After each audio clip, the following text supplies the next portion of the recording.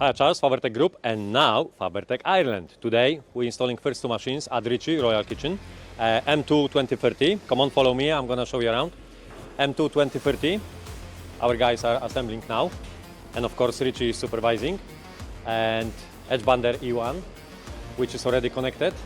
They are made to be running in 30 minutes from the delivery. So M2 2030, quick assembly with the gantry off because that had to be on the trailer. So the boys took maybe 1 hour, 1.5 hours to put the gantry back on, put the servos. We're gonna do the squareness, we're gonna do all of the tests which we're doing at our unit in North Lincolnshire. And E1 Fabertec Edgebander, our most affordable one in here, as I mentioned, 30 minutes, 60 minutes, couple of tests, and they can run in your workshop from the delivery day.